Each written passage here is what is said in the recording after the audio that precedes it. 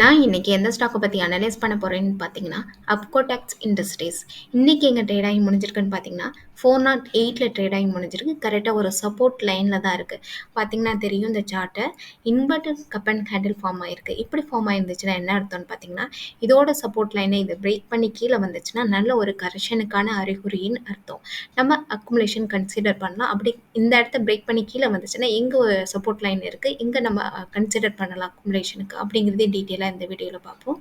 ஒருவேளை இந்த சப்போர்ட் லைனை இது பிரேக் பண்ணாம ரிவர்ஸ் ஆனுச்சுன்னா, மேக்ஸிமம் எது வரைக்கும் மேல போகும் அப்படிங்கிறதையும் நம்ம டீட்டெயிலா பார்ப்போம். அதுவும் இல்லாம பார்த்தீங்கன்னா, 200 டிஎம்ஏ வந்து 400 கிட்ட இருக்கு. அதுவுமே ஒரு எங்கல்ஃபிங் மாரி கட் பண்ணி பிரேக் ஆயிருந்துச்சுன்னா, இன்னுமே நல்ல ஒரு கன்ஃபர்மேஷனுக்கு வரலாம். நல்ல ஒரு கரெக்ஷன் வரப்போகுதுன்னு சொல்லிட்டு.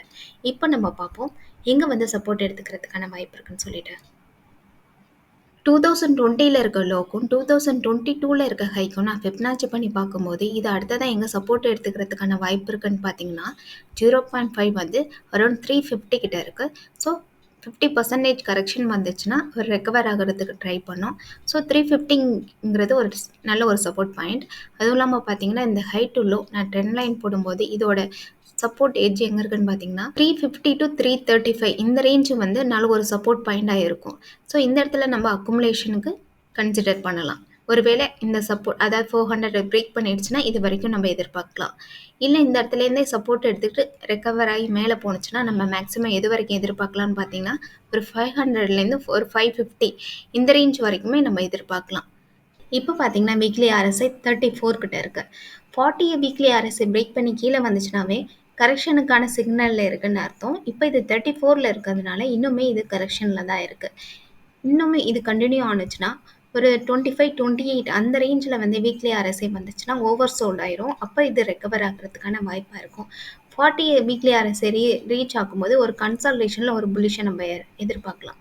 மார்க்கெட் கேபிடலைசேஷன் பார்த்தீங்கன்னா, 2116 க்ரோர்ஸ் கிட்ட இருக்கு. இவங்களோட புக் வேல்யூ வந்து 101 கிட்ட இருக்கு. பிரைஸ் டு புக் வேல்யூ வந்து 4 கிட்ட இருக்கு. அதாவது புக் வேல்யூலேருந்து கரண்ட் பிரைஸ் வந்து 4 டைம்ஸ் அதிகமா ட்ரேட் ஆகிட்டு இருக்கதா நமக்கு காமிக்கிறாங்க. ஒரு ஷேருக்கு இவங்க ₹10 கிட்ட ஏர்ன் பண்றாங்க. இவங்க டிவிடெண்டுமே குடுக்குறாங்க. 1.35% கிட்ட டிவிடெண்ட் குடுக்குறாங்க. இண்டஸ்ட்ரி பிஇயோட ஸ்டாக் பி வந்து கம்மியா இருக்கணும். இது ஆல்மோஸ்ட் ஈக்குவலா தான் இருக்கு. இண்டஸ்ட்ரி பிஇ வந்து 39.3 கிட்ட இருக்கு. ஸ்டாக் பிஇயுமே 39.3 கிட்ட இருக்கு. உங்களுக்கு டெப்ட்டுமே இருக்கு 0.36 கிட்ட. ஆர்ஓசி வந்து 13% கிட்ட இருக்கு. ஆர்ஓஇ வந்து 10% கிட்ட இருக்கு. ப்ரொமோட்டர் கிட்ட 58% கிட்ட ஹோல்டிங்ல இருக்காங்க. எஃப்ஐ கிட்ட 0.48% கிட்ட ஹோல்டிங்ல இருக்காங்க. கரண்ட் ரேஷியோ வந்து 2க்கு மேல இருக்கணும். இதுல 1.57 கிட்ட தான் இருக்கு. பிஜி ரேஷியோ வந்து 1க்கு கீழ இருந்துச்சுன்னா, அதனால ஒரு ஃபேரான பிரைஸ்ல ட்ரேட் ஆகிட்டு இருக்கதா அர்த்தம். இதுல 13 கிட்ட இருக்கு. சேல்ஸ் growth வந்து லாஸ்ட் 3 இயர்ஸ்ல 27% கிட்ட நல்ல ஒரு சேல்ஸ் growth காமிச்சிருக்காங்க. ப்ராஃபிட் வந்து 7% கிட்ட தான் லாஸ்ட் 3 இயர்ஸ் கிட்ட காமிச்சிருக்காங்க. இப்போ நம்ம பார்ப்போம் லாஸ்ட் குவார்ட்டரோட இந்த குவார்ட்டர் வந்து எந்த அளவுக்கு எங்களோட சேல்ஸ் இன்க்ரீஸ் ஆயிருக்கு, எங்களுடைய ப்ராஃபிட் இன்க்ரீஸ் ஆயிருக்குன்னு சொல்லிட்டு பார்ப்போம். மார்ச் 2023ல எங்களோட சேல்ஸ் வந்து 257 க்ரோர்ஸ் கிட்ட காமிச்சாங்க. இப்போ வந்து 311 க்ரோர்ஸ் கிட்ட காமிச்சிருக்காங்க. லாஸ்ட் குவார்ட்டரோட இந்த குவார்ட்டர் கம்பேர் பண்ணும்போது எங்களுடைய சேல்ஸ் வந்து இன்க்ரீஸ் ஆயிருக்கு. ஆப்ரேட்டிங் ப்ராஃபிட்டுமே இன்க்ரீஸ் ஆயிருக்கு. பார்த்தீங்கன்னா லாஸ்ட் குவார்ட்டரில் வந்து 25 க்ரோர்ஸ் கிட்ட காமிச்சாங்க. இப்போ வந்து 31 க்ரோர்ஸ் கிட்ட காமிச்சிருக்காங்க. ஓவரால் நெட் ப்ராஃபிட் நம்ம பார்க்கும்போது லாஸ்ட் குவார்ட்டரில் வந்து 11 க்ரோர்ஸ் கிட்ட காமிச்சாங்க. இப்போ வந்து 15 க்ரோர்ஸ் கிட்ட காமிச்சிருக்காங்க. இப்போ நம்ம பார்ப்போம் இயர் ஆன் இயர் இந்த அளவுக்கு எங்களோட சேல்ஸ் இன்க்ரீஸ் ஆயிருக்கு, எங்களோட நெட் ப்ராஃபிட் இன்க்ரீஸ் ஆயிருக்குன்னு சொல்லிட்டு பார்ப்போம். இப்போ வந்து 2023ல எங்களுடைய சேல்ஸ் வந்து 1080 க்ரோர்ஸ் கிட்ட காமிச்சிருக்காங்க. 2024ல எங்களுடைய சேல்ஸ் வந்து 1125 க்ரோர்ஸ் கிட்ட காமிச்சிருக்காங்க. ஸோ அந்தளவுக்கு ஒன்றும் இயர் ஆன் இயர் கம்பேர் பண்ணும்போது எங்களுடைய சேல்ஸ் வந்து இன்க்ரீஸ் ஆகலை. லாஸ்ட் இயரோட கம்பேர் பண்ணும்போது எக்ஸ்பென்சஸ் மட்டும் ஆனால் நல்லா இன்க்ரீஸ் ஆயிருக்கு லாஸ்ட் இயரோட கம்பேர் பண்ணும்போது. 2023ல எங்களோட எக்ஸ்பென்சஸ் பார்த்தீங்கன்னா 920 க்ரோர்ஸ் கிட்ட இருந்தது. இப்போ வந்து 1011 க்ரோர்ஸ் கிட்ட இருக்கு. ஸோ இதனாலே வந்து எங்களுடைய ஆப்ரேட்டிங் ப்ராஃபிட் வந்து ரெடியூஸ் ஆயிருக்கு லாஸ்ட் இயரோட கம்பேர் பண்ணும்போது. லாஸ்ட் இயர் 2023ல எங்களுடைய ஆப்ரேட்டிங் ப்ராஃபிட் வந்து 159 க்ரோர்ஸ் கிட்ட காமிச்சாங்க. இப்போ வந்து 114 க்ரோர்ஸ் கிட்ட தான் காமிச்சிருக்காங்க. ஓவராலாக நம்ம நெட் ப்ராஃபிட் நம்ம பார்க்கும்போது மார்ச் 2023ல 108 க்ரோர்ஸ் கிட்ட காமிச்சிருக்காங்க. அதாவது 108 க்ரோர்ஸ் கிட்ட காமிச்சிருக்காங்க.